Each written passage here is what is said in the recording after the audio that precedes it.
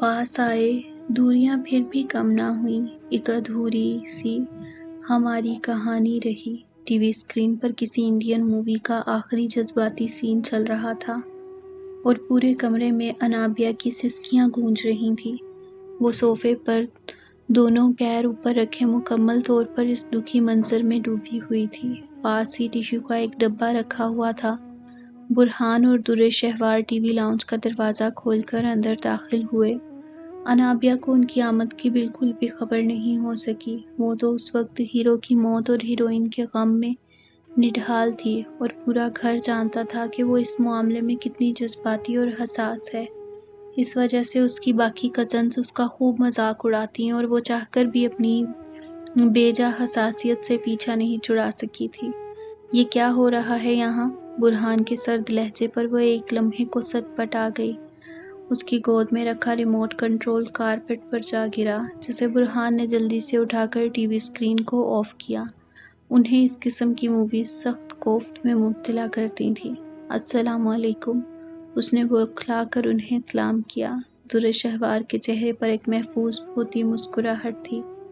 वो जानती थी कि इस वक्त अनाबिया के दिल की क्या हालत होगी और वो हमेशा ऐसी सिचुएशंस को एंजॉय करती थी।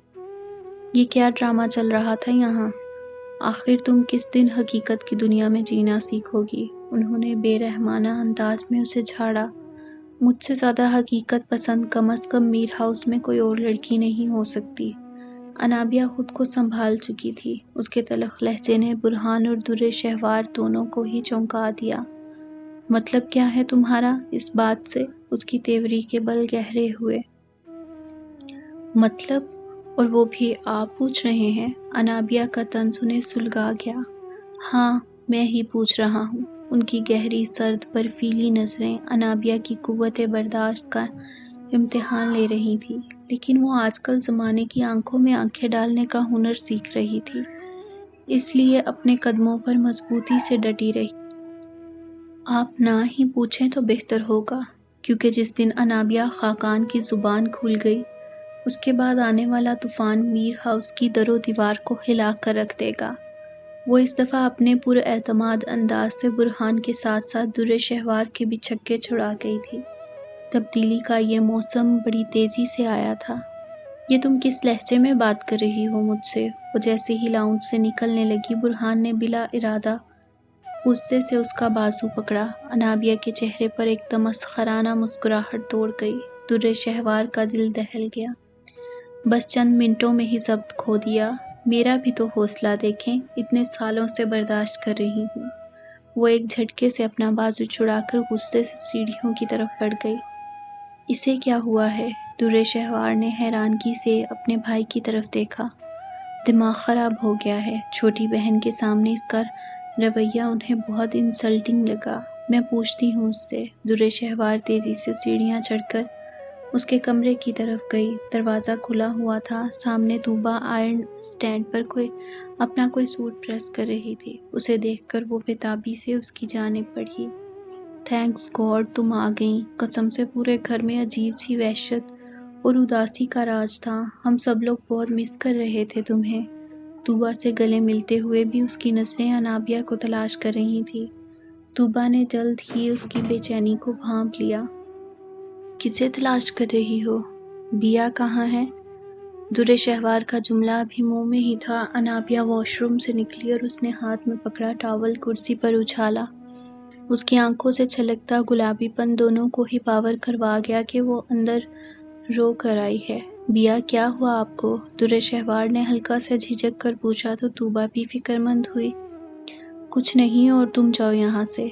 अनाबिया के लहजे की बेरुखी पर दुर्रे शहवार को झटका सा लगा। उसने बौखलाकर अपनी उस कज़न को देखा जिसकी नरम मिजाजी की खानदान की सब खवातीन मिसालें देती थीं। वो कुछ लम्हे गौर से उन्हें देखती रही और फिर झटके से मुड़ गई। तूबा घबरा कर अपनी बहन की तरफ बढ़ी। फॉर गॉड सेक तूबा, मुझसे कुछ भी मत पूछना, मैं अपना ज़ब्त खो दूंगी। वो बेड पर लेटी और उसने कंबल तान लिया, जो इस बात का इशारा था कि वो इस लम्हे किसी से भी बात नहीं करना चाहती। तूबा को बेशुमार अंदिशों ने घेर लिया था। वो जानती थी कि अनाबिया को कोई छोटी मोटी बात परेशान नहीं कर सकती। دیکھیں بیرسٹر صاحبہ، بندہ ہر بات برداشت کر سکتا ہے لیکن اپنی بہو بیٹیوں کی عزت کی طرف اٹھتا ہوا ہاتھ نہیں۔ شجاع غنی کی اس بات نے شہرزاد کو کچھ لمحوں کے لیے سن کر دیا اور وہ ہکا بکا انداز میں اس شخص کا چہرہ دیکھنے لگی جو چند ہی دنوں میں اسے خاصا بوڑھا بوڑھا سا لگنے لگا تھا۔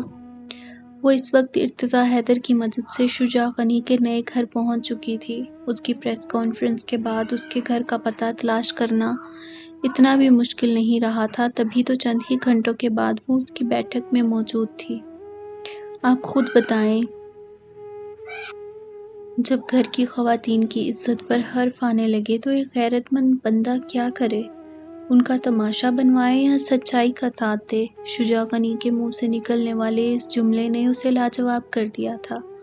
اس نے بے یقین نظروں سے اپنے سامنے بیٹھے ہوئے اس مجبور شخص کو دیکھا جس کی جھکی گردن، مایوسی میں ڈوبا ہوا لہجہ اور بے بس انداز چیخ چیخ کر بتا رہا تھا کہ اس نے یہ قدم کس مجبوری کے عالم میں اٹھایا ہوگا۔ میں آپ کی بات سمجھی نہیں شجاع صاحب، وہ جان کر بھی انجان بن گئی۔ اب کیا بتاؤں آپ کو؟ وہ استہزائیہ انداز میں گویا ہوا۔ میرے ساتھ آخری ملاقات تک تو آپ اپنے موقف پر ڈٹے ہوئے تھے، اس نے انہیں یاد دلایا۔ کورٹ میں آخری پیشی کے بعد میں گھر آیا تو میری سب سے چھوٹی بیٹی کالج سے آتے ہوئے راستے سے غائب کر دی گئی۔ ایسے عالم میں کون شریف انسان اپنے موقف پر قائم رہ سکتا ہے؟ اس کے لہجے میں ٹوٹی کرسیوں کی سی چبھن تھی۔ واٹ؟ شہرزاد کے ساتھ ساتھ ارتضیٰ کو بھی شوق لگا۔ آپ کو انفارم کرنا چاہیے تھا ہمیں۔ ارتضیٰ ہلکا سا جھنجھلایا۔ دیکھیں ایس پی صاحب، اس نے ہاتھ اٹھا کر انہیں مزید بولنے سے روکا۔ میں اتنا بہادر نہیں تھا کہ اپنی بیٹی کا میڈیا میں تماشا بنوا لیتا اور لوگوں کی انگلیاں اس کے کردار کی طرف اٹھتی۔ وہ ساری زندگی خاندان والوں کی چبھتی ہوئی نظروں اور بیہودہ سوالوں کے جوابات دیتے گزار دیتی۔ شجاع غنی کے منہ سے نکلنے والی اس تلخ سچائی نے شہرزاد کو کچھ لمحوں کے لیے گنگ کر دیا۔ کیا میر حاکم علی کے خاندان نے یہ گھٹیا حرکت کی تھی؟ اس نے ہلکا سا سنبھل کر پوچھا۔ ان کے علاوہ کون کر سکتا تھا ایسا؟ وہ طنزیہ انداز میں مزید گویا ہوا۔ صرف چند گھنٹوں میں انہوں نے میری ذات کا غرور چھین لیا، میری عزت نفس اور غیرت کا سودا کر دیا۔ میرے پاس اس کے علاوہ اور کوئی حل چھوڑا ہی نہیں۔ بہرحال میں بہت زیادہ شرمندہ ہوں آپ سے، ہو سکے تو مجھے معاف کر دیجیے گا۔ شجاع غنی حقیقتاً شرمندہ تھا۔ آپ نے جو کیا بالکل ٹھیک کیا، ارتضیٰ حیدر نے ان کی شرمندگی کے احساس کو کم کرنے کے لیے کہا۔ میرا خیال ہے شہرزاد اب ہمیں نکلنا چاہیے۔ وہ ایک دم کھڑے ہوئے اور شہرزاد کو بھی ان کی پیروی کرنا پڑی۔ آپ ٹینشن مت لیں، اللہ ظالموں کی رسی دراز ضرور کرتا ہے لیکن اسے اسی دنیا میں اس کا حساب دینا پڑے گا۔ شجاع غنی نے شہرزاد کے بجھے ہوئے چہرے کو دیکھ کر سنجیدگی سے کہا تو وہ زبردستی مسکرا دی۔